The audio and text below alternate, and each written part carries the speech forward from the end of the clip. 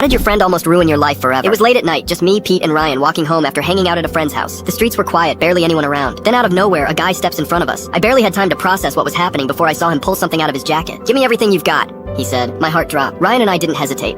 We pulled out our wallets, our phones, anything to make it out of there alive. But Pete, I can't believe what he did. Instead of handing his stuff over like a sane person, Pete sighs, actually rolls his eyes and says, "All right, fine, you can take my cash, but can I at least keep my ID? I really don't want to go to the DMV again. I've never felt closer to death in my entire life." Ryan and I both turned to look at him like he had just lost his mind. The guy looked just as confused. "What?" the robber said, staring at him. Pete holds up his wallet, pulls out his ID, and waves it in the guy's face. "Dude, seriously, just take the cash. I don't want to deal with all the paperwork." I was standing there, completely frozen, wondering if this was going to be the way I died. The guy actually tilts his head like he's considering it, and then he hands Pete his ID back. I couldn't believe what I was seeing. I was fully prepared to run, to fight, to do whatever it took to survive, and Pete was out here negotiating. The guy takes the rest of our stuff, tells us to turn around and walk away. We obviously didn't argue. I asked Pete why he would do that, and he said, "I just didn't to wait in the line again." That was the last time I trusted him with my safe. How did your friend almost ruin your